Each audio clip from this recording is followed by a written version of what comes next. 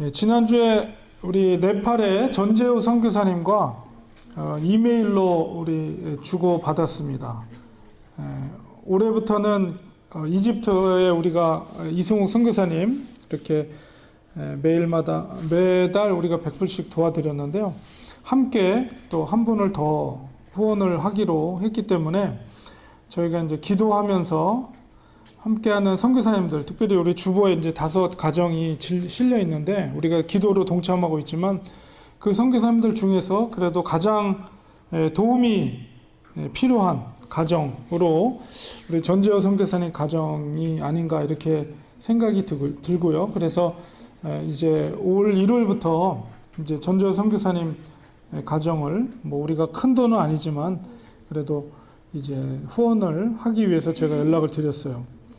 뭐 여러분들도 우리 기쁨으로 동의해 주시라 믿습니다. 그래서 우리 선교사님 정말 저는 이제 기도 편지만 받고 그 동안에 이제 개인적으로 이렇게 연락을 하거나 그러진 않았어요. 그래서 그냥 우리가 같이 기도하면서 그 우리 기도 제목 올 때마다 이제 같이 카톡방에 공유하고 같이 기도 해온 거를 우리는 여러분도 아실 겁니다. 그래서 이제 처음으로 사실 오랜만에 코로나 전에 한번 이메일로 이렇게 의사소통을 하고 처음으로 오랜만에 메일을 보냈어요. 그리고 우리 교회가 지금 이제 올해부터 도와주려고 작은 금액이지만 도움을 드리려고 하고 그다음에 그동안에 보내주신 선교 편지를 우리 성도님들과 함께 공유하면서 같이 기도했다. 이제 그런 내용의 글을 먼저 보냈는데 이제 답장이 왔습니다. 그래서 이제 그 답장을 잠깐 읽어드리면 이렇게 답장이 왔어요. 새해 들어서 저에게 감동이 되는 메일을 선배님한테 받게 되었습니다. 후원이 아니라 제가 보내드린 소식지를 늘 읽으시고 성도들과 공유하셔서 함께 기도하고 있다는 그 내용을 읽으며 일을 하는 중에 제 마음이 녹아내렸습니다. 하나님이 나를 기억하고 있을 뿐만 아니라 내가 여전히 이 길을 가기 원하시는 하나님의 마음을 목사님을 통해서 듣게 됩니다. 지난 10년을 네팔에 있었지만 여전히 이 길을 감에 있어서 많은 도전과 힘듦 앞에 무너지는 제 자신을 보며 나는 과연 자격이 있는가? 나는 무엇을 할 수 있는가? 이런 질문을 끊임없이 하며 선교사라는 타이틀을 가지고 계속 이 길을 걸어가야 하는가에 대한 질문을 하고 있는데 하나님은 이런 식으로 제게 위로와 격려를 하시며 이렇게 가라고 하십니다. 이런 것이 하나님께서 나에게 비추어 주시는 빛이요. 저는 그 빛을 바라보고 그저 걸어갈 뿐입니다. 고맙습니다. 기억하고 기도해 주셔서 말입니다. 이렇게 답장이 왔습니다. 우리가 이제 간간히 소식지를 제가 전해드렸기 때문에 이제 네팔에서 이제 어려운 환경 속에서 막내도 이렇게 태어났는데 이제 오른쪽에 있는 사진은 지금은 이제 캐나다에 있습니다. 그래서 비자 문제가 어려워서 10년 동안 사역했던 사역지를 떠나서 지금 캐나다에서 있고 또 특별히 캐나다에서 이제 유학을 하고 있는 이유는 이제 주로 어린이 사역들, 네팔에서 또 학교를 세우는 사역들 이런 일들을 하다 보니까 석사 학위 이상의 학위가 필요하다고 그래요. 아무래도 학위가 있어야지 학교를 운영하기 때문에 그래서 그런 여러 가지 목적에 의해서 지금은 현재 캐나다에 머물고 계십니다. 그런데 사실 이제 캐나다에 머물고 있으면 물론 한국에 뭐 주 파송교회가 있겠죠. 그런데 이제 여러 가지 후원의 문제라든가 이런 것들을 이제 고민을 하고 또 아무래도 이제 저도 유학생 경험을 했기 때문에 유학생이 정말 힘들거든요. 그래서 학비도 들어가고 생활비도 들어가고 아마 파송교에서 후원해주는 돈으로는 부족하기 때문에 아마 일을 하고 있는 것 같아요. 그래서 우리가 렌추아니 교회가 선교사님들에게 이렇게 조금이라도 힘이 된다면 그것도 역시 하나님께서 기뻐하시는 우리 교회의 사명이라고 봅니다. 그래서 우리가 이제 도움을 물론 지금은 받고 있는 교회지만 앞으로는 도움을 줄 수 있는 교회로 우리가 굳건하게 세워져 나가기를 바랍니다. 특별히 그래서 오늘은 초대교회 부흥의 특징을 살펴보려고 해요. 초대교회는 이 지상에 있는 모든 교회가 우리가 닮아가야 될 교회의 모델입니다. 그래서 우리 교회도 2023년 우리가 부흥을 꿈꾸면서 우리가 초대교회를 닮아가기를 소망합니다. 우리 초대교회 부흥의 특징은 우리가 살펴보면, 오늘 본문을 중심으로 살펴보면, 첫 번째로 이 초대교회 부흥의 특징은 말씀의 능력으로 교회가 세워졌다는 것입니다. 오늘 말씀 속에서 보면 전체 앞에 있는 내용을 이렇게 2장 처음부터 보면 6월 절기에 이제 예루살렘에 많은 사람들이 6월 절기를 지키기 위해서 각처에서 예루살렘에 모여 있던 유대인들에게 바로 베드로가 전한 말씀입니다. 이 베드로의 말씀이 선포될 때에 거기에 이제 유대인들이 모여 있었는데 아마 예루살렘 성전에 있을 거예요. 신자의 수가 3,000이나 더했다, 이렇게 마지막 구절에서 말하고 있습니다. 베드로가 선포한 말씀이 무엇입니까? 38절에 보면 베드로의 설교 중에서 가장 아주 강력하게 선포하고 있는 말씀이 우리 38절에 기록되고 있는데, 핵심적인 그 설교의 키워드는 바로 회개, 예수 그리스도, 그다음에 죄사함, 성령의 선물, 이것입니다. 그리고 이제 40절에 보면 마지막으로 너희가 이 패역한 세대에서 구원을 받아라, 이렇게 선포하고 있어요. 베드로의 설교, 우리가 여러분이 이제 시간이 되시면 앞에서부터 베드로가 어떤 설교를 했는지 쭉 읽어보시면 되겠지만, 그 핵심 속에는 복음이 있습니다. 먼저 죄에 대한 회개를 촉구하고 있고, 그 다음에 예수 그리스도의 이름으로 그 죄 사함의 세례를 받을 것, 그리고 또한 성령을 선물로 받을 것을 말하고 있어요. 그리고 이제 마지막에 패역한 세대에서 구원을 받으라, 이렇게 선포하고 있는데, 이 패역한 세대라는 것은 당시 시대적인 배경 속에서 로마의 통치를 받고 있는 그런 시대 속에서 강한 자가 약한 자를 지배하는 그런 세속적인 어떤 관념들, 그리고 그런 이념 속에서 나오는 부조리한 어떤 삶의 양태, 바로 그런 것이 이 패역한 세대라는 의미입니다. 진정한 하나님의 나라는 세속적인 것과는 전혀 다른 나라입니다. 오히려 강한 자들이 약한 자들을 섬기는 나라, 이것이 하나님의 나라입니다. 나의 기득권을 내려놓고 가난한 이웃들과 동등한 자리에서 섬기는 나라, 그것이 하나님의 나라입니다. 그런 나라에 진정한 평화가 있는 것입니다. 베드로는 그 평화를 누리기 위해서 먼저 자기 자신의 죄를 회개할 것을 촉구하고 있습니다. 이 회개의 복음, 이것은 세례 요한이 처음으로 선포했던 말씀이에요. 회개하라, 천국이 가까웠느니라. 그리고 예수님께서도 공생애를 처음 시작했을 때 선포했던 말씀이 바로 이겁니다. 회개하라, 천국이 가까이 왔느니라. 제가 지난주에도 잠깐 한국교회 부흥에 대해서 말씀드릴 때 평양대 부흥운동, 그게 시발점이 됐는데, 그것도 역시 회개로부터 시작이 되었죠.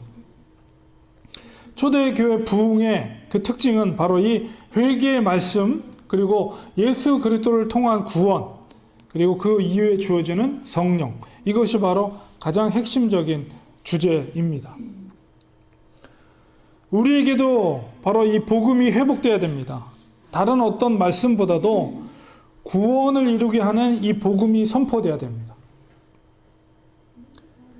어저께 이제 토요일 날 또 이제 수암밑 가서 전도를 했는데요.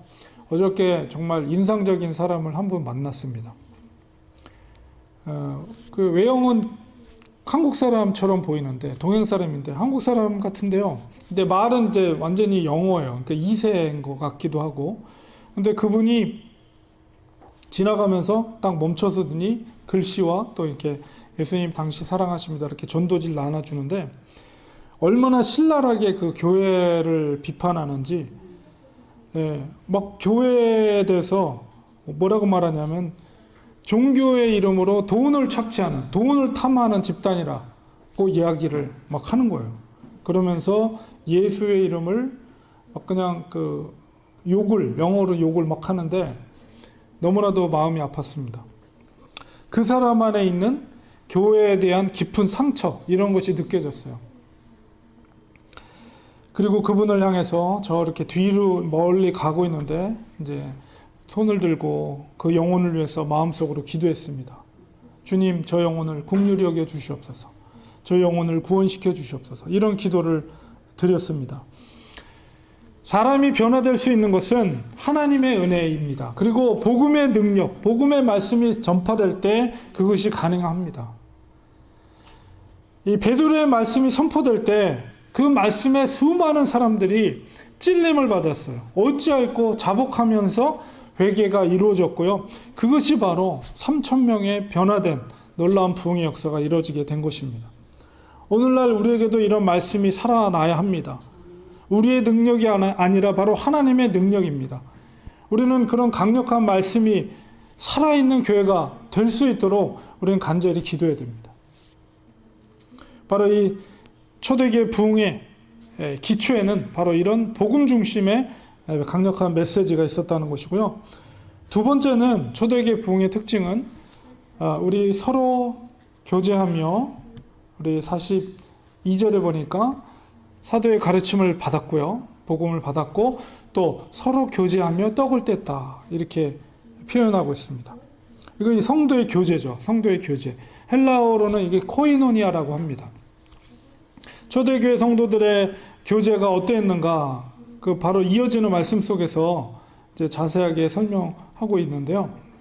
2장 44절에서 47절 보니까 믿는 사람이 다가 함께 있어 모든 물건을 서로 통용하고 또 재산과 소유를 팔아 각 사람의 필요를 따라 나눠주며 날마다 마음을 같이하여 성전에 모이기를 힘쓰고 집에서 떡을 떼며 기쁨과 순전한 마음으로 음식을 먹고 또 하나님을 찬미했다. 그래서 온 백성에게 칭송을 받았다. 그러니까 주께서 구원받는 사람을 날마다 더하게 하셨다. 이렇게 성경은 말하고 있습니다. 초대교회에서는 이 공동체 생활을 했어요. 가난한 자나 부한 자나 자기의 모든 소유를 팔아서 각 사람의 필요에 맞게 그것을 나누어 줬어요. 이런 것이 가능하려면 자기의 것이라는 생각을 내려놔야 돼요. 물질이. 하나님의 것이라는 주권을 믿음으로 인정해야만 이런 것들이 가능합니다. 그리고 날마다 그들은 마음을 같이 했다. 그래서 성전에 모이기를 힘썼다, 이렇게 말하는데요. 왜 성전에 모이기를 힘썼는가 라고 했을 때, 그 성전에서 이렇게 성전 안에 들어가기 전에 이렇게 뜰이 있거든요. 거기에 이제 랍비들이 모여서 이렇게 말씀을 가르치고 그러는데, 바로 사도들이 바로 거기에 가서 거기에 모여 있는 성전에 이렇게 예배드리러, 제사드리러 온 많은 유대인들에게 복음을 가르쳤어요. 그렇기 때문에 초대교회 성도들은 그 성전에 모이기를 힘썼습니다. 사도들의 가르침을 듣고 또한 그것이 기도하는 것이었기 때문에 기도하기 힘썼죠. 그리고 또한 이제 집으로 돌아가면 집에서 모여서 기쁨과 순전한 마음으로 음식을 같이 나눴다. 거기 이제 성찬식도 있었을 것이고 또 애찬식이 같이 이루어지면서 먹고 마시고 나누면서 주의 살과 피를 또 나누면서 그 속에서 기쁨과 감사가 충만했습니다. 성도의 교제가 얼마나 친밀했는가를 우리 느낄 수가 있어요. 물론 오늘 우리 현대를 살고 있는 우리들에게는 초대교회와 같은 그런 공동체 생활을 하기는 어렵습니다. 물론 그런 교회들도 있어요. 공동체로 살아가는 분들도. 그러나 지금 현대 시대 속에서 우리는 그렇게 하기는 어렵지만, 그러나 성도 간의 그 친밀한 교제는 우리가 여전히 본받아야 됩니다. 공동체 생활을 하지 않더라도 우리는 항상 만날 때마다 함께 기뻐하고 함께 서로를 위해서 늘 기도해주고 위로해주고 격려해주는 그런 아름다운 관계를 가져야 됩니다. 그런데 보면은 누구 때문에 교회 나가기 싫어요. 누구 얼굴 보기 싫어서 교회 나가기 싫어요. 이런 생각을 하면서 교회에 나오는 그런 교회들도 있어요. 얼마나 힘들겠어요. 교회 나가는 것이. 교회를 떠나게 되죠. 이 특별히 이민교회를 들여다보면 그런 상처받는 일들이 비일비재합니다. 왜 그런 상처를 주고 상처를 받을까? 이런 생각을 해봤는데요. 우리가 교회 역사를 볼 때에 그거는 교회가 너무 평안해지고 먹고 살기 좋은 시대 속에 있기 때문에 그런 것이 아닌가 그런 생각이 듭니다. 초대교회처럼 로마의 압제와 혹은 기존의 어떤 종교 지도자들, 종교 세력들의 어떤 시기와 핍박, 공격이 있을 때 교회는 더욱 똘똘 뭉쳐서 오직 말씀을 붙잡고 핍박을 견디어야 되었습니다. 그런데 시대가 편안해지고 생활이 먹고 살기에 부족함이 없는 그런 시대 속에 있을 때 엉뚱하게 교회 안에서 서로 싸우고 시기하고 그런 일들이 발생하는 것 같아요. 이 교회 공동체는 영원히 함께하는 공동체입니다. 교회 공동체, 교회 성도들 간의 친교는 바로 천국의 모형이 되어야 돼요. 그러기 위해서는 우리가 서로를 존중해주고 서로를 위해서 절대 무례한 행동이나 말을 하지 않고 겸손한 자세로 상대방을 높여주면서 교회 생활을 할 때 성도의 온전한 친교가 이루어지게 됩니다. 상대방의 좋은 점은 칭찬해주고 상대방의 약한 부분을 보면 그것을 오히려 위로해주고 그것을 덮어주고 그렇게 할 때에 아름다운 믿음의 공동체가 되는 거죠. 성도 안에서의 아름다운 교제가 있을 때 그럴 때 성도들이 세상 속에 나가서 빛을 발할 수가 있어요. 이 안에서 싸우고 이 안에서 미워하고 시기하고 이래서는 안 됩니다. 부흥하는 교회는 바로 성도의 아름다운 교제가 있는 교회, 바로 초대교회 모습이 그런 모습이었다는 것이죠. 세 번째로 초대교회 부흥의 특징은 그들이 기도에 힘썼다는 것입니다. 2장 42절에 보면 그들이 사도의 가르침을 받아 서로 교제하고 떡을 떼며 오로지 기도하기를 힘쓰니라 이렇게 말하고 있고요. 그 다음에 성령 강림을 기다리던 제자들 1장 14절에 보니까 여자들과 예수의 어머니 마리아와 예수의 아우들과 더불어 마음을 같이하여 오로지 기도에 힘쓰니라 이렇게 초대교회의 모습을 표현하고 있습니다. 초대교회는 이렇게 모이기를 힘썼고 또 모이면 기도하는 공동체였습니다. 이렇게 초대교회가 기도를 강조한 이유는 예수님을 따르는 사도들이 그 그룹의 핵심 멤버였기 때문에 그래요. 사도들의 스승이었던 예수님은 늘 기도했어요. 습관을 쫓아 항상 한적한 곳에 가셔서 혼자 기도하셨어요. 제자들은 예수님의 그 기도를 항상 보았습니다. 마지막 잡히시던 날 밤에도 예수님은 겟세마네 언덕에서 기도할 때 제자들에게 뭐라고 당부했어요? 깨어서 기도해라. 이렇게 당부했어요. 근데 스승은 정말 저쪽에서 한쪽에서 정말 땀방울이 핏방울이 되도록 간절히 기도하고 있는데 제자들은 피곤해서 그만 잠들고 말았죠. 나중에 제자들은 자기들의 그 게으름을 자책했을 것입니다. 그리고 왜 예수님께서 그토록 간절히 기도하셨는지 부활하신 예수님을 만난 이후에 제자들은 깨닫게 되었습니다. 약속하신 성령님을 기다리는 제자들은 기도하면서 성령을 맞이하였습니다. 사도들은 기도의 능력이 얼마나 강력한 것인지를 깨닫게 되었어요. 그래서 이 초대교회 공동체 가장 중요한 특징 중에 하나가 바로 기도예요. 기도. 정말 부흥하는 교회는 기도가 살아있는 교회입니다. 우리는 날마다 기도해야 됩니다. 부흥하는 교회가 되도록 기도해야 됩니다. 복음이 우리 렌추아님교회를 통해서 전파될 수 있도록 우리는 기도해야 됩니다. 하나님의 뜻이 우리 교회를 통해서 이루어질 수 있도록 우리는 기도해야 됩니다. 성령의 능력을 힘입어서 우리 기도하시기 바랍니다. 보혜사 성령이 뭐라고요? 말할 수 없는 탄식으로 우리가 무엇을 기도할지 알지 못할 때에도 성령께서 그렇게 기도하신다고 하셨어요.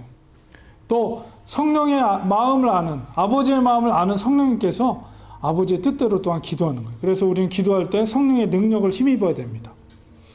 기도할 때 마귀는 떨면서 도망가지만 우리가 게을러 영적으로 자고 있을 때 마귀는 계속해서 우리와 우리의 가정을 공격합니다. 주님께서 먼저 기도의 본을 우리에게 보여주셨어요. 그렇기 때문에 우리는 주님을 본받아서 우리도 기도에 힘써야 됩니다. 먼저 우리는 주님과의 친밀한 교제를 위해서 기도하기 바랍니다. 기도라는 것은 무조건 간구하는 것이 아니라 하나님과 우리 사이에 교제가 이루어지는 거예요. 친밀한 교제가, 관계가 회복이 되는 거예요. 또한 우리가 세상 속에서 예수를, 복음을 전할 수 있도록, 예수가 제자가 될 수 있도록 우리는 기도해야 됩니다. 그리고 우리의 가정과 또 우리의 자녀들을 위해서 우리는 기도해야 됩니다. 또한 우리 교회 공동체를 위해서 기도해야 됩니다. 그리고 또한 우리 목양하고 있는 우리 목사님을 위해서 기도해야 됩니다. 마귀는 교회를 무너뜨리기 위해서 제일 먼저 목사를 공격해요. 목사를 꼬꾸라뜨리면 교회가 흔들리기 때문에. 그렇기 때문에 성도님들은 우리 기도를 통해서 이 교회를 세우는데 여러분 큰 힘이 되는 거예요. 기도라는 것이. 또한 우리는 선교사님들을 위해서 기도해야 됩니다. 영적인 최전방에서 치열한 전쟁을, 영적 전쟁을 치르고 계시는 분들이 선교사님들이에요. 그렇기 때문에 우리는 후방에서 기도로 선교사님들을 지원하고 지원 사격을 하는 거예요. 우리가 포병부대가 전방에서 이제 밀리고 있을 때 좌표를 알려줘서 적진에 포탄을 쏘죠. 지원 사격을 한다고 그러잖아요. 그런 것처럼 이 기도라는 것은 우리가 영적인 최전방에서 우리가 싸워주고 있지는 않지만 후방에서 그 포병처럼 기도로서 그 사탄, 영적 악한 세력들을 향해서 우리는 지원 사격을 할 수가 있는 거예요. 그래서 우리가 우리 전지호 선교사님께 우리 말하지도 않고 우리가 기도 편지를 보면서 기도하고 있었죠. 그분이 그 사역을 감당하는 데 있어서 그 기도의 능력이 하나님이 성령이 그 기도를 들어주셔서 그 선교사님을 붙잡고 계신 거예요. 굉장히 중요한 사역입니다. 우리가 비록 이렇게 로컬에 있지만 주님의 지상 명령에 동참하기 위해서 모든 민족에게 제자를 삼게 하는 사역이 이 지상 명령이잖아요. 그 일을 위해서 우리가 직접적으로 하고 있는, 그 역할을 직접적으로 하고 있는 선교사님들을 우리는 물심양면을 그래서 도와줘야 돼요. 그것이 교회가 지상에 존재하는 목적이기 때문입니다. 우리 전지호 선교사님이 우리 교회 도움과 또 기도로 하나님의 응답을, 하나님의 음성을 들었다는 그 메일을 보았습니다. 그런 고백을 하셨어요. 10년 동안 생각해 보세요. 네팔에서 사역을 했지만 결과는 여러분 마지막 편지 보셨죠? 다 몸이 병이 들고 이빨이 아파가지고 치료비도 많이 들 뿐만 아니라 잘 먹지도 못하고 또 비자 문제로 머물지도 못하고 캐나다에 머물고 있습니다. 얼마나 힘들었겠습니까? 우리에게 그 선교사를 도울 수 있는 마음을 주신 분도 하나님이십니다. 우리가 비록 작은 교회지만 한 분의 선교사님에게 우리가 소망이 된다면 우리 교회는 그거 하나만으로도 우리 교회가 존재하는 가치가 있는 거예요. 앞으로 우리는 더욱 선교적 사명을 힘있게 감당하는 교회가 되기를 소망합니다. 우리가 성령의 권능을 받으면 땅끝까지 예수의 증인이 된다고 말씀하셨습니다. 우리는 약속의 말씀을 꼭 붙잡고 순종할 때 하나님은 우리 교회를 귀하게 사용해 주실 줄 믿습니다. 2023년 우리 렌추아니 교회가 부흥의 원년이 되기 원합니다. 간절히 소망하면서 기도하며 순종할 때 놀라운 역사들이 우리 교회를 통해서 이루어질 줄 믿습니다. 초대교회 우리 부흥의 원리대로 우리는 순종하며 하나님의 뜻을 이루는 우리 2023년 한 해가 되기를 간절히 축원드립니다. 하나님께서 이루어집니다. 부흥은 우리가 하는 게 아니고요. 하나님께서 더하게 하셨다. 3천이나 더하게 하셨다. 5천이나 수많은 날마다 더하게 하시니라. 더하게 하시는 주체는 하나님이에요. 하나님. 우리가 하는 게 아니고. 하나님 일하실, 우리 교회를 통해서 일하실 하나님을 기대하시고 우리 교회를 통해서 부흥을 이루게 하실 하나님을 기대하면서 우리는 말씀을 믿고 그저 순종하는 것입니다. 그러면 하나님께서 우리 교회를 통해서 일하시고 얼마나 감사한 일입니까? 선교사님 한 분이 우리 교회를 통해서 소망을 갖고 하나님의 음성을 들었다면 얼마나 우리가 귀하게 하나님께 쓰임 받은 것입니까? 우리 순종할 때 우리가 하나님의 말씀에 말씀을 붙잡고 기도하며 순종할 때 더 놀라운 일들이 우리 교회를 통해서 이루어질 줄 믿습니다. 기도하겠습니다. 하나님 아버지, 2023년 하나님께서 일하실 것을 기대하며 기도합니다. 우리들은 연약하지만 우리와 함께 하신 성령님께서 능력의 하나님이심을 고백합니다. 우리가 말씀을 붙잡고 믿음으로 순종해 나갈 때 우리에게도 상상할 수 없는 놀라운 역사들이, 기적들이 우리 교회를 통해서 이루어질 줄 믿습니다. 하나님, 우리에게 순전한 마음을 주시고 겸손한 마음을 주시고 하나님 앞에 간절히 기도하는 그런 신앙의 모습으로 한 해 동안 우리가 살아갈 때 하나님께서 그런 놀라운 일들을 이루게 하실 줄 믿습니다. 하나님, 더욱더 하나님의 일하심에 우리가 기뻐하며 특별히 세계 선교를 위해서 우리 교회가 귀하게 쓰임받을 수 있는 아름다운 교회가 되도록 축복하여 주시옵소서. 예수님의 이름으로 기도드리옵나이다. 아멘.